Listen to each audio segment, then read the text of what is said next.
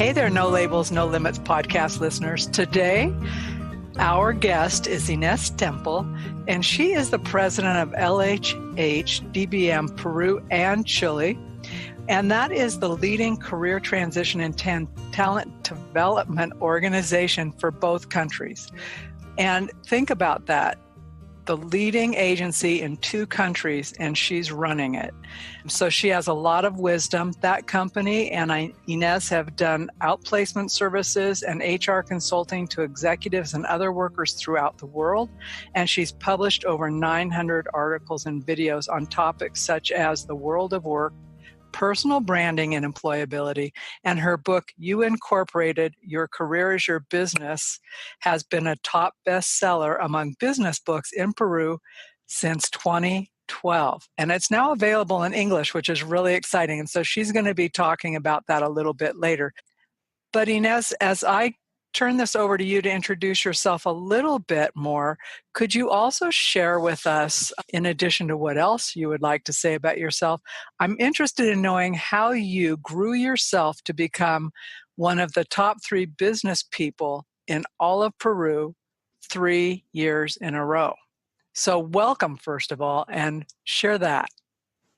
Thank you very much, Sarah, for the invitation. I'm very happy to be spending some time with you this afternoon. Well, I guess like everyone else, I've worked hard, very hard.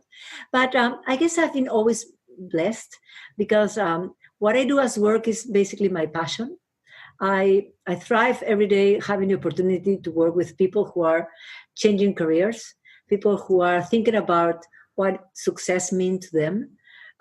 I work with people that need to get some orientation about what's next for them in their career, sometimes in their lives, and the ability to help people that has been let go, and sometimes are in a very down point in their lives, helping them put themselves back together and refreshing their ideas of who they are and what is that they need to become relevant again.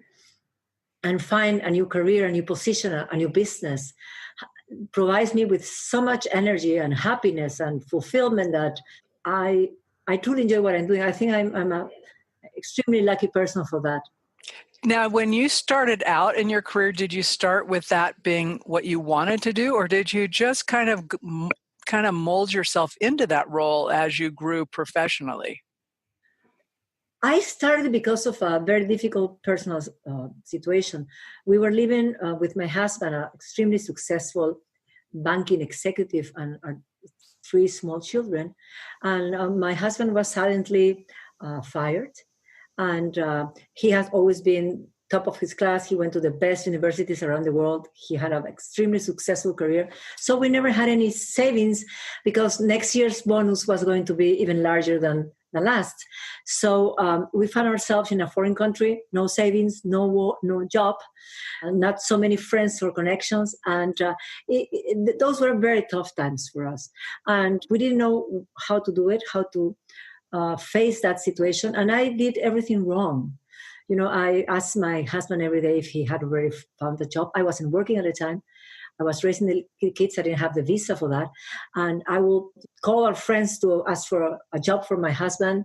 And, we were basically hanging CVs almost in the supermarkets. I mean, we did everything terribly wrong. So when I went to school in New York, NYU, and when I got a magazine just by chance from my school with an article about outplacement, I thought it was fascinating that this concept exists, that there were, outplacement is this process that makes sure that some people are let go with dignity and respect, and then there will be help to find their new path in their professions, in their careers. So I called them. And I said, hello, my name is Ines. I live in Peru because we had to move back to Peru. And I would love to work with you. And this was 26 years ago, and Peru was not in their map. I mean, remember, globalization came later. So I was like, where is Peru? And they said, no, we have no interest in opening an office in Peru. But I kept insisting so hard. And so I called them so many times. I sent them so many faxes. It was prior we had internet.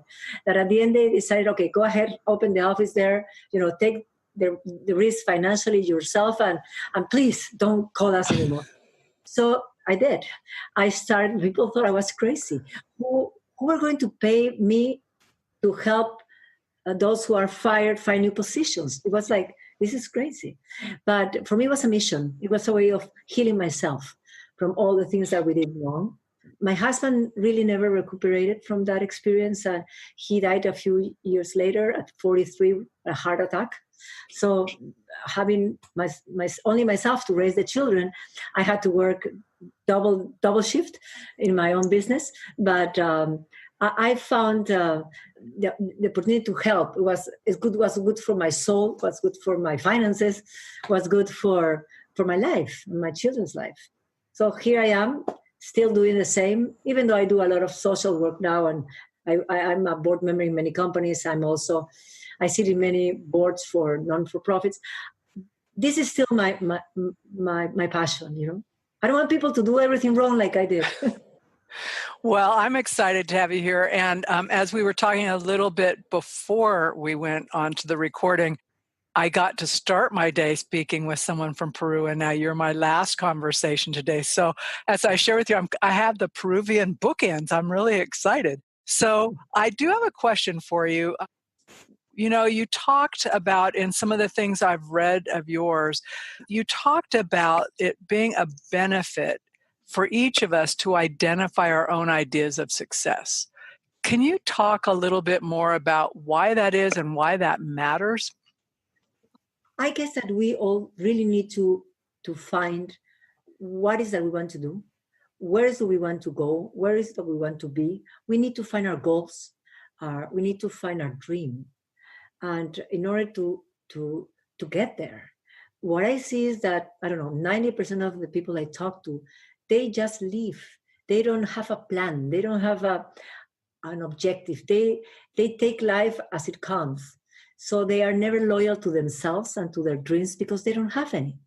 And many people think that success is something that happens to somebody else. And we all live with lots of excuses. Why cannot be successful? So I think that, first of all, we need to understand what's success for us. Because everybody has its own combination of things that make us feel successful. Doesn't necessarily has to do with work or financial success. For somebody will be spiritual peace, family life, whatever your own definition is, has to be your own, not your parents, not your children, not your spouses, not your neighbors. And that, I think, it's key. Because once we have a goal, a destiny, it's like, I don't know if you use Waze, but once you enter the direction, the destiny where you're going, the path will show itself. Sometimes it's long, sometimes it's hard, but at least you know how to do, where to go, and you focus all your energy in that direction. So, and that idea of being loyal to yourself is critical. We have to be able to be working at least, 10 hours a day, but working at things that we truly enjoy, things that we are passionate about, and things that we are good at. Because, if not, it's suicidal. I mean, it's like me trying to work at a restaurant or trying to become a singer. I have no skills whatsoever for any of those things. But I was able to find my skills, to find my passion. And after that, everything is uphill. I mean, downhill. It's so much easier. Or it's uphill. I don't know how to better describe that. So how did you find, you talked about the circumstances that put you in the position to actually start doing the work and you took a huge risk to start the company in your own country. Basically, as they said, quit bugging us, but do it. How did you know that was your passion? What'd you do to actually dig in and ascertain that? I had this mission. I had a purpose. And my purpose was to make sure nobody felt that pain that we felt as a family, because we had no one to guide us. And that mission, which became very clear to me, manifested itself when I talk to clients, when I talk to different companies, making them understand the importance of treating people with respect, when we work with them to make sure that the process of letting go people is a very respectful process that takes care of the dignity and self-respect of people. for that, that's very important. That moves me, makes me feel well about it. And then working with people that have to find their dreams, their passions, their destinies, that makes me feel very good. And I guess that when you truly enjoy something, naturally you will become good at it. I mean, and I guess, I always speak about that with my children, because sometimes it takes a lot of time, or it takes a while to find that will move you. And I tried several things before, like anybody else, and until that make me that what I do resounds with my soul, and makes all my energy channels open. And I it's like when I'm doing what I love, like anybody else, I feel light. I'm in a flow. I guess that we are at best when we are in a flow. I would agree with you. You talked about it being important for people, whether or not they're business owners or workers, to have an entrepreneurial mindset, and how that mindset is different from an employee mindset. It's very different. An entrepreneur knows that has to have new clients every day, that has to provide the best service possible, that has nobody by himself or herself to keep themselves relevant, and to keep their skills updated. They're very focused on competition. They're very focused on the market. When we fall into complacency because we have a check that arrives at our bank account every month, we tend to forget that what we have it's a client. We tend to develop kind of I don't mean weird, but different type of relationship with our bosses, our companies. Sometimes we are not even happy, or we don't even like them. So our attitude changes, and we just go to work. And we tend to believe that we are paid to go to work. And the reality is no, that we are paid to add value, to create value, to do things of value, and that we have to have the skills and the relevance and all the abilities in order to remain competitive every day. So the problem with forgetting about that is that people just go to work without thinking in the future. And when you are a worker, you may not have a future the next day if the company, for any reason, other than you can be the best worker in the whole company, but companies change, leadership changes, companies get acquired, merged, everything happens. And then one day from the other, you may find yourself again in the job market looking for a job. And if we are not prepared, if we are not competitive, if we haven't developed a strong reputation or market or personal brand, if we don't have a good level of employability, we may find ourselves in lots of trouble. So explain to us more about how you define a personal brand as opposed to a company brand. But so Sarah Box, my personal brand, or if I came to you and you said, hey, let's check out what is your personal brand, what would we do? How would I understand that better?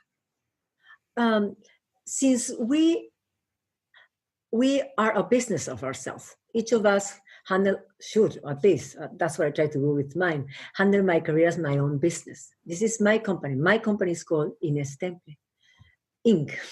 So, or LLC, it depends. So it's what I do, my reputation, my work, the results that I create, the value that I add, those are the things that represent me in the eyes of others. That's my brand.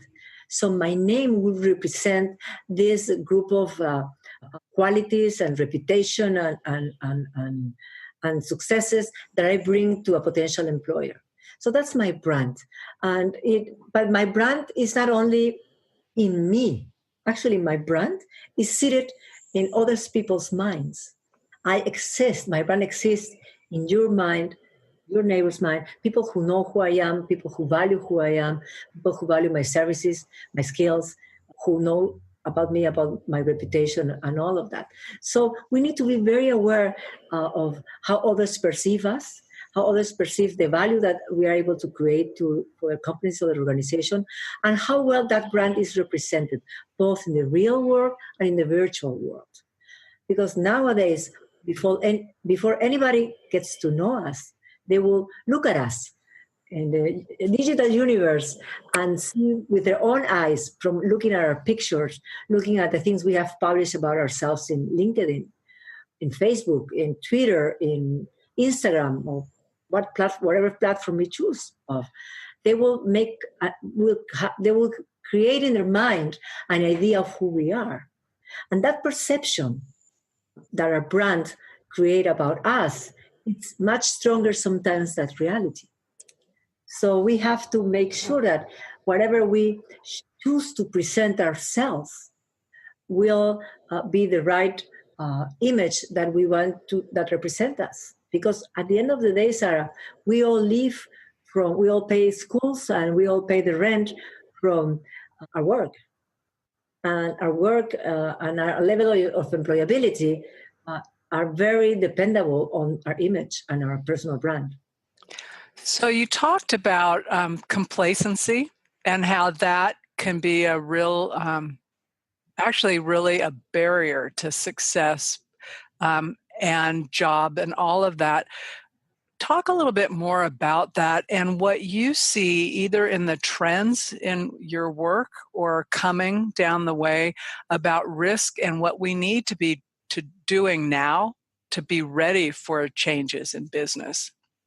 I always say that two of the main risks that we all face for our level of employability are arrogance and complacency. And they're kind of opposite and similar. And complacency is that attitude of feeling that you are okay, that nothing will change, that whoever you are or the things you do or the skills you have are good enough, that there is not a need to become better, to make a larger effort, to change your attitude, to look outside at the market. It's like when we loosen our arms and our body and decide just to forget about the future. And that's extremely, extremely dangerous. And even though everything that we are discussing today is kind of obvious, it's very important again. Why? Because, automatization, digital transformation, exponential growth, and all of those things that artificial intelligence is bringing us, and the way it's altering every single business model in every single company around the world, is changing and will change the way we all work. And those huge changes need to find us prepared. Because in every single industry, the way we work and how we do the things that we do today will change. So if we are complacent and the changes arise in our office, we may no longer have a career. Not only in that particular company, but maybe anywhere, because we are outdated. We are off market. And that is something that we really need to start doing and facing today. And you mentioned arrogance as the flip side of that. How does that play into it? Because we have spoken about people who may choose to remain complacent. But the problem with success, and we see a lot of executives and people, entrepreneurs who become very successful, is that when you are successful, you tend to believe that tomorrow you will be even more successful, that you have the key, that magic key that will open all the doors for you. And you tend to forget that that's not part of reality, that your success from today may not be your success for tomorrow. So arrogant people tend to look at others down. And one thing that I've learned in my life is that the only thing, or one of the things that people will never forgive us for, is for looking down at them. And then the arrogant will find herself or himself alone, with a bad reputation, with very little or no friends, with a terrible personal brand, and with a complicated life. Well, let's talk about what we need to do.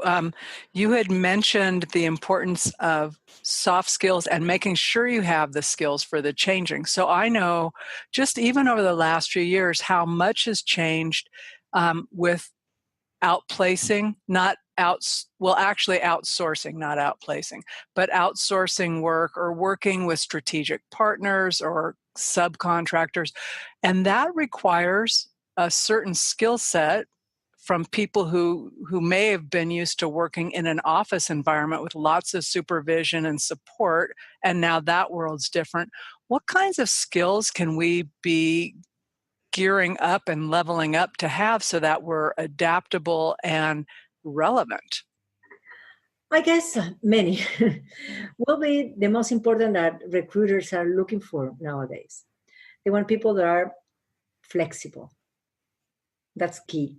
People that have curiosity, that they are willing to unlearn and learn again faster this time. People that have curiosity for what's going on, that are able of shifting paradigms and opening their minds. They're looking for people who have self-discipline and especially people skills and communication skills. Because even though machines may do basically everything, they are still, we still humans are needed for many things.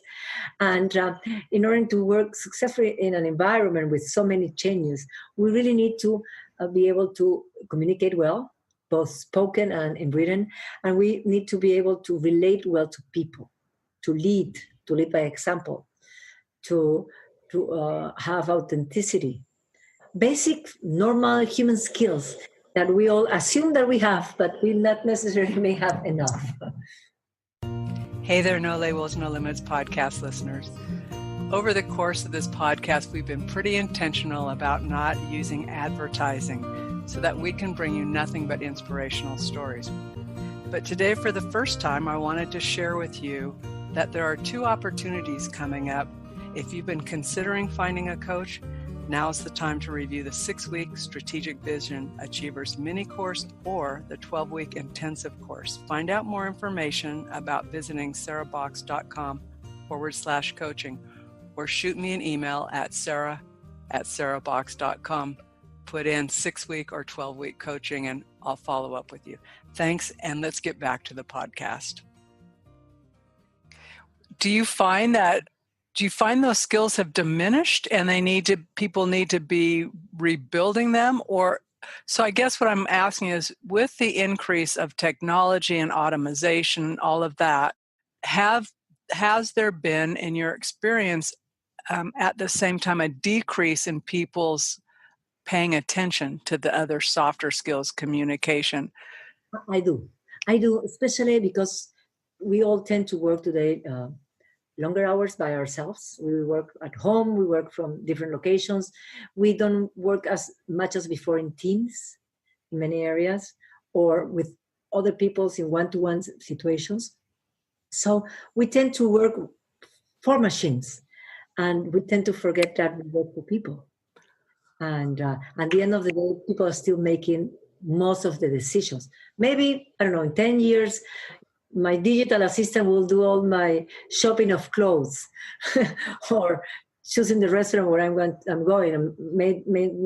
That might be great, but we're still people longing for people's approval, human contact, human energy, and human warmth. And those, which are basically personality skills, have been forgotten a lot.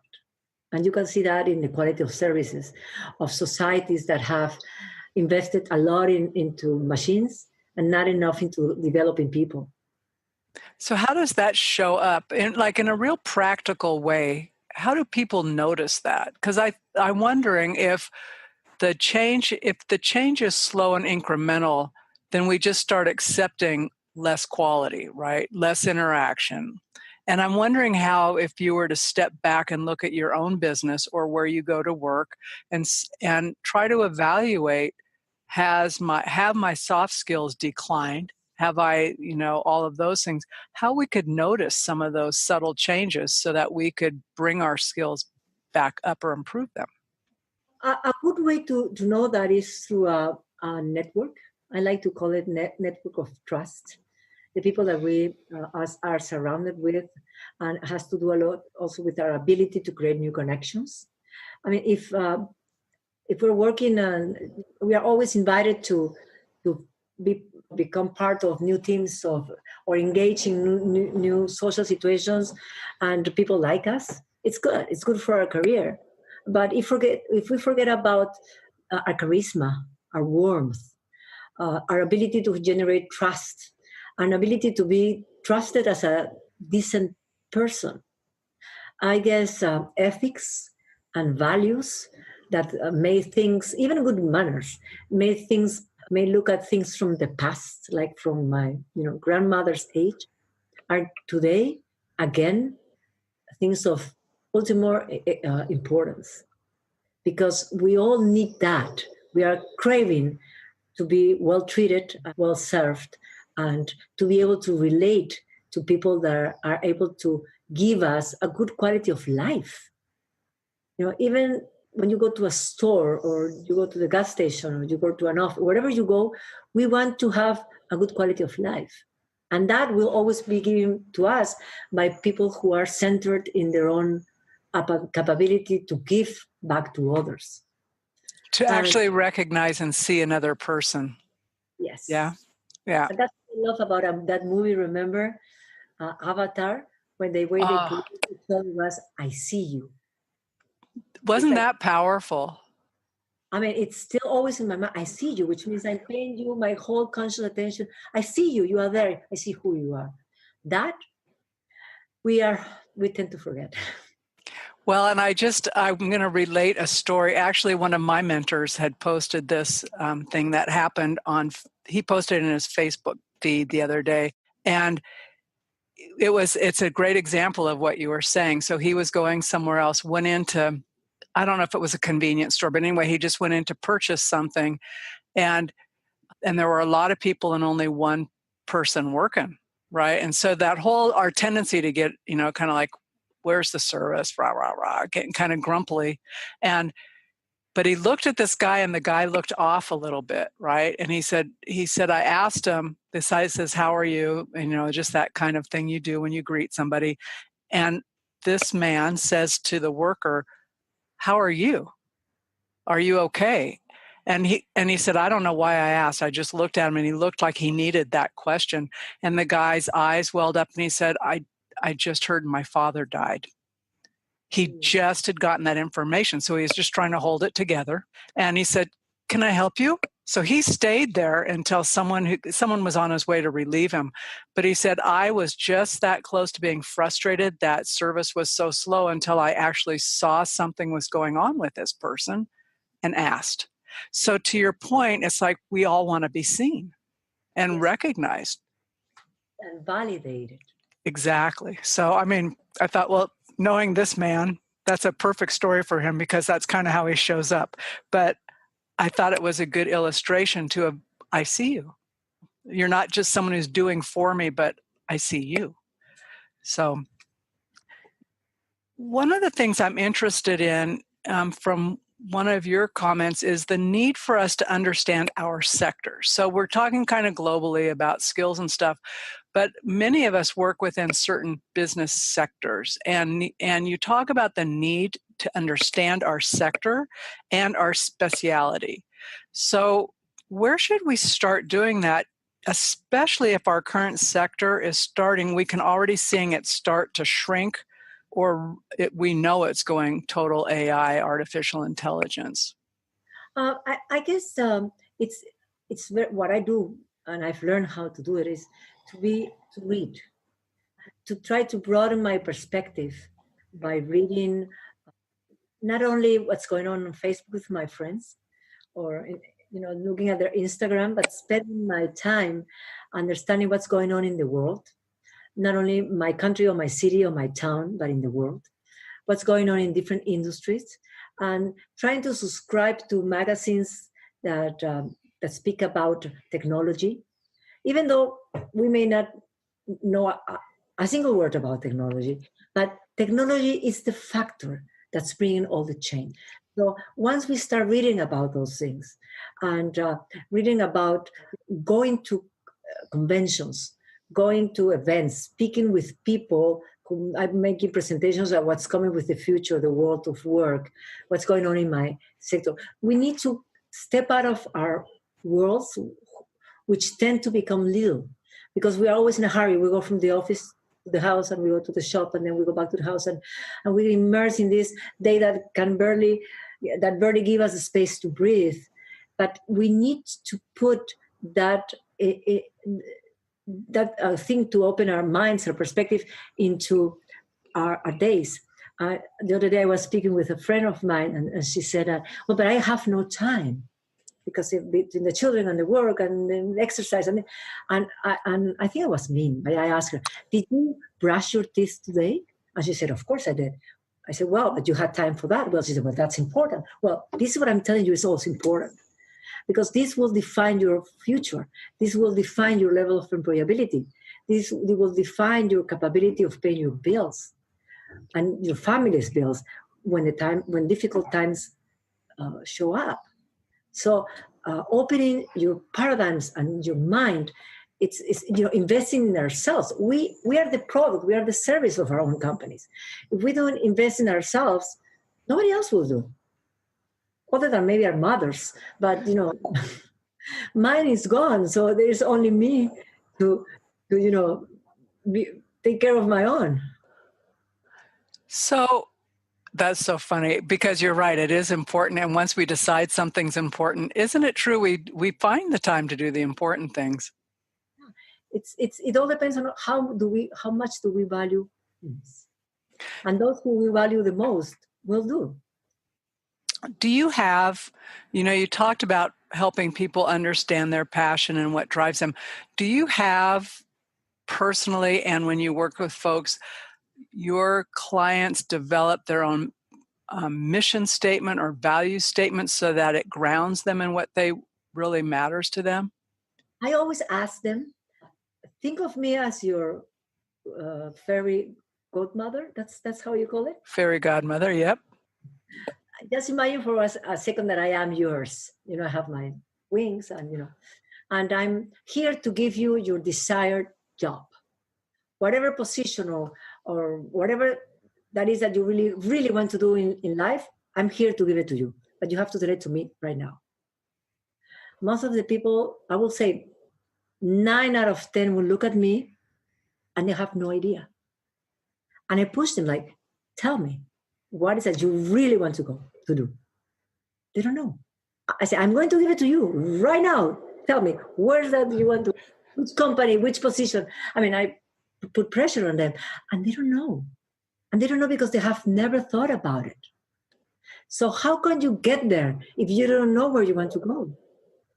So once they start thinking about it, and I give them a couple ideas how to start, and how to open their eyes. I like to say, I say it in Spanish, but it's to look with your eyes. I mean, like, open your eyes, use them, and start trying to think what are the things that you enjoy, that you relate with. And come back to me a week after and please tell me now, what is that you really want to do? And most of them, when they spend time thinking about it, they find, and some others, they know what they want to do, but they think they can never do it, don't deserve it, or they're not underprepared, or there's a dream that they had, but life is difficult, so I abandoned my dreams. And that's sad, when we don't have any more dreams. But a lot of people tend to fall into despair. So I really love to be their fairy godmother and help them. It's not that I can give them their desired jobs all the time, but they find that for themselves once they define them in their own minds. When you can put a destination and you can start going in that direction, right? But to your point, if you don't have a dream or a goal, you're just you're drifting. Yeah, you're drifting. So anywhere you are is kind of where you set out, and it may not be serving you at all. And that whole kind of despair thing you talked about is very real. It can be very real. I would like for you, if you would, to talk a little bit about your book. I think it's pretty exciting that it's now in English, that it's been, top of the list since 2012, so 7 years. Actually, 2010. 10? Oh my goodness. Okay, so I'm off by 2 years, so almost a decade, right? Yeah. We're coming up on it. Congratulations on that. So talk a little bit about that and the best place for people to to start in their journey? If they can't call you their fairy godmother, right? But they have your book, where can they go? They just know in their heart what they're doing is not what they want to ultimately be doing. What are the first steps you would have someone do? I would really ask them to sit down and think hard of what is that they want to do. Again, it's like if you're the president of your company, like a good president, you should find the direction, destiny. And once you go through that process, you start writing down all the skills that you have, all the abilities that you have, all the accomplishments that you have accomplished, and try to put numbers to them and percentage numbers, just to be aware of the impact and that you may have created in your different positions, and start thinking about what is that you really need to do next in order to fulfill that dream. That dream may be away months in the future, even years in the future. But to start taking the first step, you have to start thinking differently and thinking about what you can offer, and trying to understand what is that companies that where you're going to work are looking for, and try to make a match between their desired profile of people to hire and yours. And if there is a gap, now is the time to start filling up that gap. Not when you are out of work. Now that you may be working, it's the time to start filling the gaps and preparing yourself for the competition. Because actually competition is every day. Every day we need to add value. Every day we need to win again our jobs. It's like relationships are. No, not because we're married for X amount of years, we can say that we are safe now, that we can assure anyone that our marriage will last forever. Every day counts. So, and it's exhausting. But, and the older we get, the harder we have to work, because competition is always younger and smarter and have more energy. So, but it's fun because even though we may be competing with younger people, we tend to gain some wisdom with age. Not always, but most of the time. And that maturity is something that all companies are also valuing, putting value on again. Well, and I go back to when we first started talking, you said how you just went after this company, even though they said they weren't interested in stuff. You pursued what you wanted. So you didn't take no as an answer. You just didn't. And so that whole being persistent and sticking with something, even if it takes longer, really is an important aspect in my mind of getting where you want to go. I have found that has been a big lesson in my life, that whenever I'm almost very close to get whatever I want or I need or I desire, things always get complicated. Oh. And I have come to understand that that's life asking me, do you really want it? Do you really deserve it? How far are you going to go in order to get whatever you're saying that you want? And I guess that's what makes a difference between those who win and those who lose. Because those who win keep trying and persevere and try harder and never loosen up. It is so much easier to just throw the towel and pursue a different goal. And I am, I'm of the group of people that persevere. My children believe that I'm too persistent. but so far, there are, of course, sometimes that you have to abandon the battle before you get more hurt. But most of the times, you just need to keep on persevering. Well, abandoning the battle, using your words, you can know that when there's good data that shows you that there's a reason to abandon, not because you're uncomfortable or afraid, right? I mean, obviously, if there's a good reason and you're thinking this whole industry just went away, okay, time to shift. But I'm uncomfortable, I'm scared, I'm having trouble. Yeah, persistence.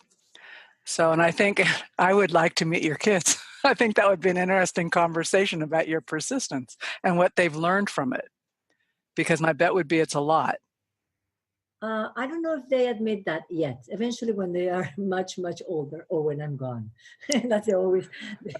No, I'm just kidding. My kids are great, but we sometimes we need to learn our own lessons, and I find that it's very smart to learn from other people's experience, but we rarely do. We rarely do. So I appreciate you talking about that need to stay curious as a way to stay relevant and add value. So Ines, as we wrap this up, what would you like for people to take away and really remember is one question, and the other is what's the best place for people to find you and be able to connect with you in the work that you do? Let me start with the last question. The book You Inc. is everywhere. You can find it online in all the online stores, on all the book libraries. Even near home, there's one that will have it. And I have a webpage, www.inestemple, INESTEMPLE.com.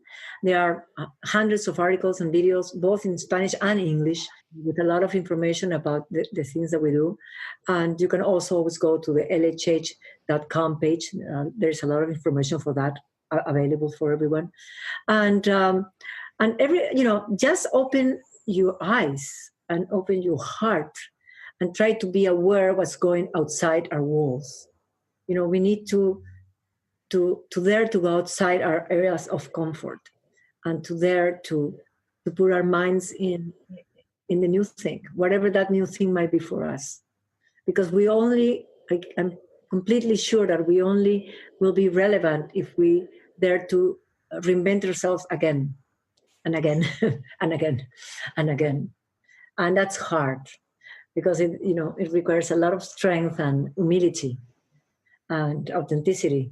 But at the end of the day, we will do it anyway. We can do it at our own pace or somebody else's pace. So let's do it at our own pace. We get to choose. Yes. Mostly.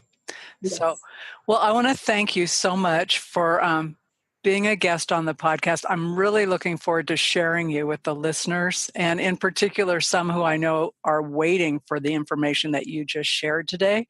And we will put links to your pages and the book in the show notes so that folks who go can quickly get there if they didn't pick it up the first time you said it. Thank you so much.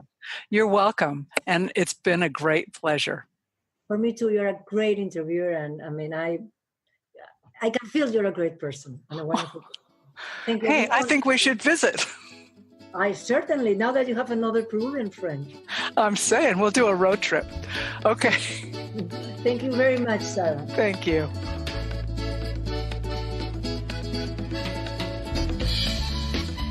Well, that's it for this week's edition of the No Labels, No Limits podcast. We hope you liked what you heard, and if you did, we ask that you go over to iTunes, Stitcher, Spotify, or wherever else you listen to the podcast and leave us a rating and review. If you know someone who would enjoy this podcast, please be sure to share it. And until next time, have a great week living a no labels, no limits, and no excuses life.